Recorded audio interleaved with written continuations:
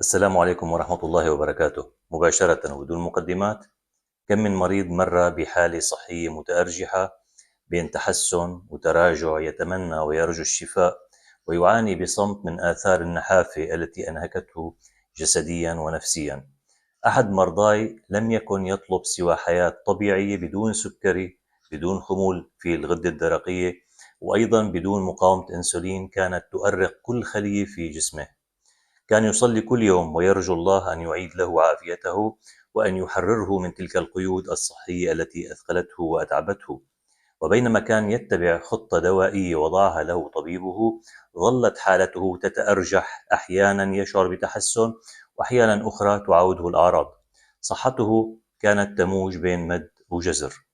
ظهرت لديه مشكلة جديدة أكبر من كل ما سبق، وهي النحافة. والنحافة ليست مجرد شكل أو رقم على الميزان، بل هي عرض يعكس اضطراب داخلي في العمليات الحيوية. وهذا المريض كان يعيش حالة نفسية متعبة بسبب الشعور الدائم بالضعف والهزال والنحافة. كنت أراقبه بشكل دوري مخبريا: فحص TSH، FT4، السكر التراكمي، وظائف الكبد، وظائف الكلية، فيتامين B12، فيتامين د. وكنت أطلب له بشكل دوري تصوير البطن بالأمواج فوق الصوتية للإطمئنان على الكبد والبنكرياس والأمعاء. المتابعة كل 3 أشهر كانت ضرورية لإعادة التقييم من جديد. هذا المريض قبل أن أعرفه، بينما كان يتنقل بين الفيديوهات على يوتيوب، ظهر له أحد فيديوهاتي فتابعه كاملا كما أخبرني فيما بعد، ثم شاهد الفيديو الثاني والثالث. وذات يوم تواصل معي وقال لي: دكتور، حسيتك عم تحكي عني بالفيديو، كأنك شايف حالتي قدامك. ودار حوار بيننا، وبعدها وضعت له خطة متكاملة لعلاج النحافة والتخلص من السكري نوع ثاني وخمول الغدة الدرقية ومن مقاومة الأنسولين بدون أدوية. اعتمدت في خطتي على 3 محاور أساسية: غذاء علاجي، نشاط جسدي معتدل، ودعم نفسي. لم أستخدم أي دواء لزيادة الوزن، بل اعتمدت على غذاء مدروس ومكملات غذائية محددة. وكنت أقول له دائما: مو المهم تاكل كتير، المهم تاكل صح.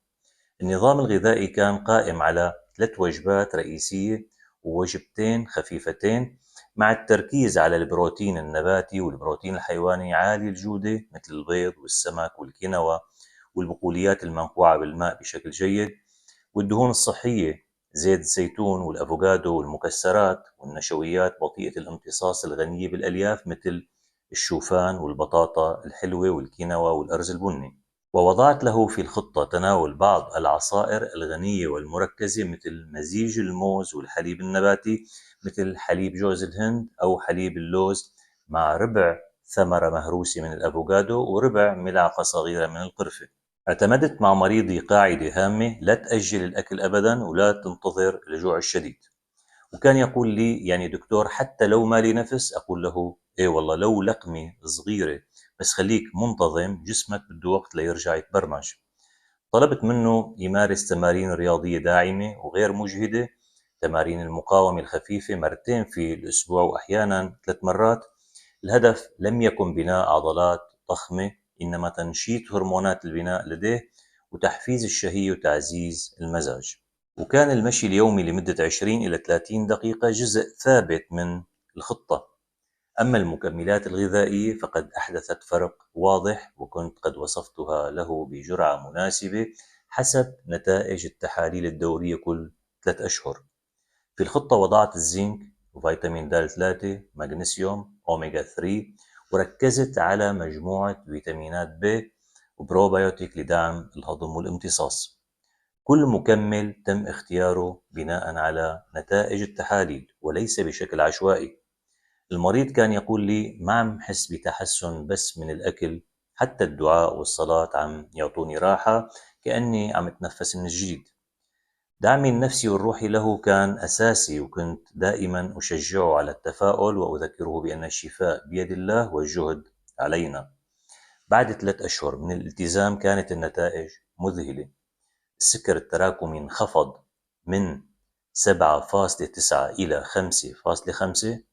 هرمونات الغدة الدرقية تحسنت: TSH كان 8.3 أصبح FT4 كان 0.7 وأصبح 1.2. الكوليسترول الكلي أصبح 180 بعد أن كان مرتفع 240. تريغليسيرايد أو الدهون الثلاثية أصبحت 135 بعد أن كانت مرتفعة جدا 280.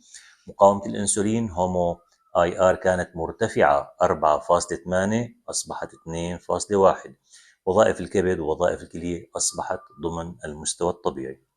الوزن زاد 4 كيلوغرام بشكل صحي، والكتلة العضلية بدأت بالعودة، والمزاج تحسن بشكل واضح. وبصور الأمواج فوق الصوتية ظهر الكبد أقل دهنية وتراجعت دهون الكبد. التحسن لم يكن مؤقتا، طلبت من المريض الاستمرار بتطبيق الخطة لمدة سنة كاملة. في نهاية العام كان قد كسب 14 كيلوغرام من الوزن الصحي بشكل تدريجي ومتوازن بدون أي آثار جانبية أو تراكم دهون ضارة. الأعراض الجسدية والنفسية استقرت، والمظهر العام للجسم أصبح أفضل بكثير. واستمرت التحاليل المخبرية بالثبات والاستقرار ضمن المعدلات الطبيعية، وهذا أعطى إشارات قوية على نجاح الخطة.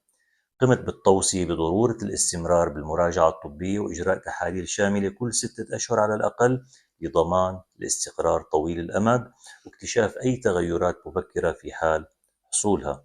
النحافة تضعف العضلات، تقلل من المناعة، تؤثر على النفسية بشكل لا يوصف.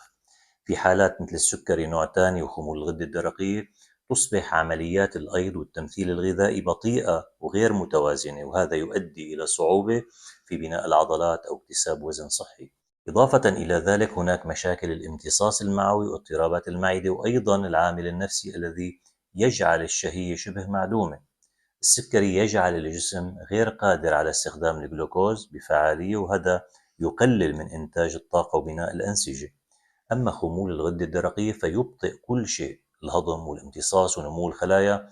وعدد كبير من الأشخاص يظن أن مقاومة الأنسولين تؤدي فقط إلى السمنة، لكنها أحيانا تؤدي إلى العكس تماما، حيث لا يستجيب الجسم للأنسولين ولا تدخل المغذيات إلى الخلايا بسهولة، فتبدأ الخلايا بالمعاناة ويتحول الغذاء إلى تخزين دهون دون بناء عضلي أو ترميم حقيقي.